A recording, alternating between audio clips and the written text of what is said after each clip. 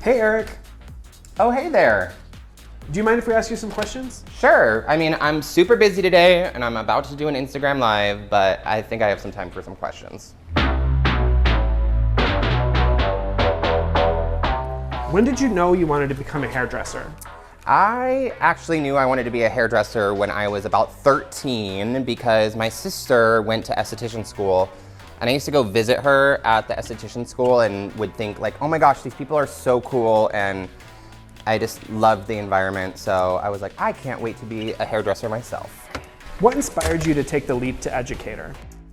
I would say I went into education so I could help and build stylists. I just love giving back and connecting with the community of hairstylists. So I think that's what caused me to jump to education. What's your favorite thing about coloring hair?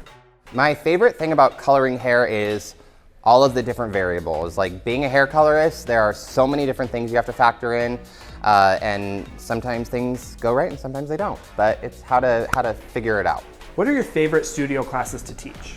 I would have to say my favorite studio class to teach is Master Color Expert because it's a 2-week-long intensive program, and stylists get so much knowledge and so much information out of it. So it's a really great program that people really grow from. What classes do you recommend for someone who just graduated hair school? I would say probably the Colorcraft series. We have 3 classes, so it's Colorcraft 1, Colorcraft 2, Colorcraft 3, and they cover everything from the foundations to advanced. So you get some of the foundations and you kind of set yourself up for your career. If you were a hair color, what color would you be and why? I think I would be a 9-stroke 5'9". So that has a little bit of warmth, has a little bit of coolness because I'm a little sassy and I'm a little spicy. So I don't know. I think that sounds like me. Oh, hey, Eric. Hey. All right, I got my live in about 10 minutes, so Done. powder me up. Easy. What was your first day at the Wella Studio like? Honestly, I do not remember, but it must have been good because I'm still here. What's your favorite thing about being an educator for Wella? My favorite thing is really having stylists from all over the country come in to the Wella Studio, and I'm able to connect with them and you know, build their skill set, build their business, and ultimately help them make more money.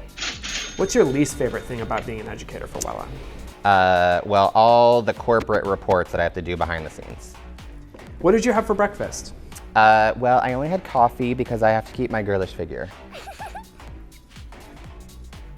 Done. All right, thank you.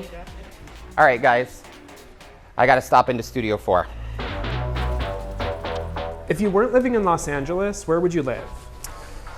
I think I would want to live in Scandinavia, which I know is far away, but I have family in Denmark and I've been to Sweden and I love the Scandinavian style, so I think I would probably want to live there. What's a current trend that you wish would go away? Chunky highlights. I'm over it. What's one of the best compliments that you've ever received? Well, so when I used to online date, I don't anymore because I'm taken, but I used to always get, oh, you look way better in person than you do online. So for those of you that are viewing from home, trust me, I look better in person. What's one hair tool that you can't live without? I would probably say a color brush because I'm super particular about my color brushes. What's something that most other people love that you find overrated? Bucket hats. I hate bucket hats. Where do you think the future of the industry is headed? I think we're getting away from a lot of single process colors. I think we're getting to a lot more dimensional color, like highlights, balayage, things like that. So I think the days of single processes are in the past and we're moving into dimensional color. When you're done with work, what is one thing that you do to unwind? Well, I do have a 45-minute commute home, so I do listen to a lot of podcasts, or you can be catching me singing in the car. All right, Eric, last question. Why do you think people should pursue a career in professional beauty? I mean, there's so many different avenues you can take. Like you could be an educator, you could be a hairstylist behind the chair, you could be an education curriculum developer for a company. So there's so many different avenues you can take, and I think that's super awesome. Awesome. Well, thanks so much, Eric. Yeah, thank you. All right, I gotta go do my live, so I'll see you guys later.